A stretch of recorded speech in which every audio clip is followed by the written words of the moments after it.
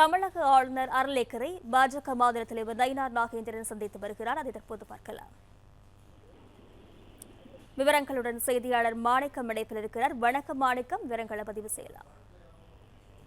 தமிழ்நாடு பாஜகவுடைய மாநில தலைவர் நயினார் நாகேந்திரன் தமிழக ஆளுநர் அர்லேக்கர் அவர்களை தற்பொழுது சென்னை கிண்டியில் இருக்கக்கூடிய ஆளுநர் மாளிகையில சந்தித்திருக்கிறார். இந்த சந்திப்பு தொடர்பாக முழு விவரங்களை அவர் பின்னர் செய்தியாளர் சந்திப்பு தெரிவிப்பதாக கூறக்கூடிய நிலையில் ஆளுநரிடம் சில முக்கிய விவகாரங்கள், குறிப்பாக தமிழ்நாட்டினுடைய சட்ட ஒழுங்கு, அதே போன்று சட்டப்பேரவை நிகழ்வுகள், தமிழ்நாட்டினுடைய இந்த ஆட்சியில ஊழல் நடைபெறுவதாக நயினார் நாகேந்திரன் நேற்று தினம் குற்றம் சாட்டி ஒரு அறிக்கை வெளியிட்டிருந்தார். இது தொடர்பான ஆவணங்களுடன் ஆளுநரை சந்திக்க இருப்பதாக தகவல் சொல்லப்பட்ட நிலையில் தான் தற்போது சந்திப்பு என்பது நடைபெற்றிருக்கிறது.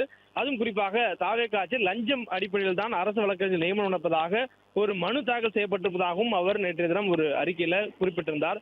அதே போன்று இந்த அரசு ஊழல் செய்ய மாட்டோம், செய்து விட மாட்டோம் என்று வசனம் பேசிய நேரத்தில் அவர்கள் தாவேகின் மாமூல், அராஜகம், டெண்டர் முறைகேடு, உதவி பேராசிரியர் தேர்வில் குளறுபடி, அரசு வழக்கறிஞர் நியமனத்தை ஊழல், வேண்டியவர்களுக்கு அரசு பதவி கொடுப்பது என எங்கு திரும்பினாலும் ஊழல்கள் இருப்பதாக கடுமையான ஒரு குற்றச்சாட்டை தாவேக அரசு மீது பாஜக மாநில தலைவர் நயினார் நாகேந்திரன் முன்வைத்திருந்தார்.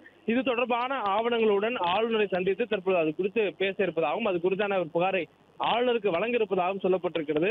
அதே நேரத்தில் அவர் தமிழ்நாட்டுடைய சட்டப்பேரவையினுடைய நிகழ்வுகள் குறித்தும், அதே நேரத்தில் தொடர்ந்து தமிழக வெற்றி கழகத்தினுடைய இந்த ஆட்சி அமைந்திருந்த 55 நாட்களுக்குள்ளாக நடைபெற்றக்கூடிய சட்டம் ஒழுங்கு பிரச்சனை குறித்து கவனத்தில் கொள்ள வேண்டும் என ஆளுநரை வலியுறுத்தி புகார் கடிதம் கொடுக்க இருப்பதாகவும் சொல்லப்பட்டிருக்கிறது. அதன் அடிப்படையிலேயே ஆளுநர் அர்லேக்கர் அவர்களை தற்பொழுது ஆளுநர் மாளிகையில பாஜக மாநிலத்தில் நயினார் நாகேந்திரன் சந்தித்திருக்கிறார். மாணிக்கம், விவரங்களுக்கு நன்றி.